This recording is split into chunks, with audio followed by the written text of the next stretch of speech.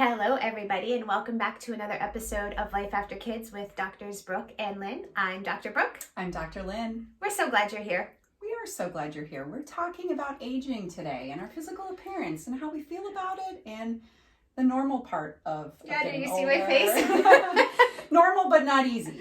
Yeah, and we put out surveys. We want to hear from you guys, and we're listening to your struggles and your pain points. And a lot of you are talking about like unhappy with physical appearance and not necessarily unhappy with aging process, but just the wrinkles and the fine lines. And it's a good conversation to have, I think, because it all starts with mindset. It does. It definitely starts with that. And it also, how we feel about ourselves on the outside, I think, reflects how we feel about ourselves on the inside. Sure. So there's a deeper conversation to be had there. But today we're going to talk just all things on the outside.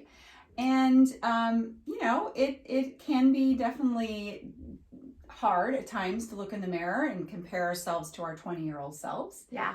But getting older is normal, and like we, would share that we would never want it any other way. Yeah. Right? So we have to embrace all that comes with it. I think so. And I think it's easy to forget that, to be grateful for all the years that we've had. Like, aging is a natural part of life, and we're wiser. We've had so many great experiences and so many great memories, and it's just the way it is. You can't change things around. You can't, and so I think it's accepting yourself once again for who you are and loving yourself for who you are. I mean, we can talk about natural ways and healthy ways to enhance and slow the aging process. Yeah. But I think it starts with just, we need to stop setting this idealistic bar that is unattainable. Yeah, I think actually in today's society, it actually takes a lot of courage to age naturally. Yeah. And maybe you want to do some things that, like you said, will enhance, and that's a great conversation to have, because there are a lot of things out there that can help with that. Yeah. Starting with your skin or your hair. I know many of us already dye our hair, so we're already on that pathway. Absolutely. But I think it's to your point, is making sure that we're not trying to reach for something that's completely unrealistic. Yeah. And that expectation of us is we're setting ourselves up to fail, because we can't ever achieve a 20-year-old face in a 70-year-old body. That's right. It's an ideal because it's idealistic, and it's usually unattainable. And if you're constantly striving for that ideal, you're going to constantly be in a state of lack. Yeah. And I feel like, there's plenty of conversations around holding space for every woman's body to look different, and moving away from this, you have to be thin to be beautiful.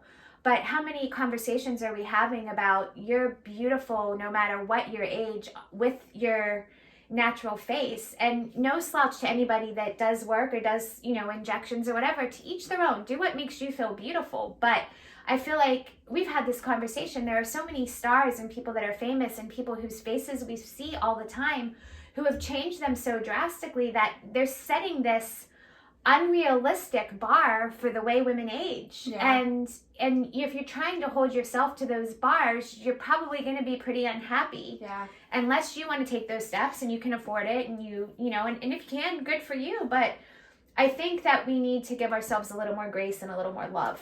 Yeah, and I think that at the end of the day, when we see that result, the eye sees that incongruency. We know the age of that person, and it doesn't match up with. Yeah. And so there's something there's a disconnect there. Yeah. So and I think from human natural law, we sense that there's something not quite right.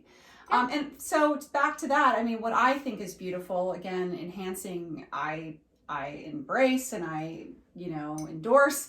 But what I think is beautiful is just self-care and having, giving attention to oneself, but not necessarily changing the exterior. Now, that's just my definition, so please develop your own. Yeah, teach their own. But the point is to know what you believe is beautiful, and to really feel okay staying in that. If you believe gray hair, and actually I'm so envious of the woman that has that beautiful silver hair. I mean, if you have even colored hair, that's just a gorgeous thing. And find what you believe is beautiful and feel okay staying in that and confident in expressing that outwardly. And what looks good to you. I mean, we can talk all day about natural, but listen, my hair's dyed. So I'm not all natural, and that's what I choose and what I prefer. But plenty of women look absolutely stunning with their natural hair color. Yeah, and I it's think the point less of it toxic, is, that's for sure. Exactly, but we can see on a woman's face when she maybe doesn't spend the time that she's needing because maybe she's giving it elsewhere to take care of ourselves. And there are a lot of things that go into that, resources and self-love. But I think at the end of the day, devoting a little bit of attention and pep, like if you like a particular lip color or lip stain that makes you feel good, then wear that. Don't save that for the best days. Wear that every day. Yeah, those little things can make a big difference. And I want to just share a quick story, if you will allow me and indulge me, about my mom. If she's listening, she's probably going to kill me. But hi, Renee. Hi. She was talking maybe a year or two ago about doing some things to her face, like not like a ton of stuff, but just wanting to do like what a lot of us talk about wanting to do. Well, she was visiting one weekend and talking about it, and my boys, her grandkids were like, Gigi, no, like you can't, we love you just the way you are. We don't want you to change your look. Like, and my youngest brother was irate about it too. And not, once again, not to put down on somebody that chooses that, because every woman is beautiful in their own right. But it goes back to that. Give yourself some grace, and talk to the people that you love too, because there's her son and her grandkids saying you were perfect just the way you are. Yeah. And we love the way you look. And it's always great to hear that on the other side. If, there is something that she would truly feel better and more confident and light up about and doing it, that she, once again, was in control of and felt good about it, then hopefully, I know they would, knowing your boys, everyone would support her for it. But yeah, just going back to what do you feel is beautiful, and hopefully it's more or less to enhance and not to change, because if you're really feeling like you don't like what you see, possibly the issue is on the inside and not on the out. Yeah, absolutely. Guys, thank you so much for joining the conversation. Thanks for being here as always. Yeah, we are always stronger together, as Dr. Lynn likes to say, and we hope that you are subscribing to these videos so you get them every Sunday night delivered directly to your inbox. You can do that on our website at www.lifeafterkids.com. Follow us on social media, Instagram, TikTok, Facebook. Until next week. We're stronger together. Have a good one, everyone.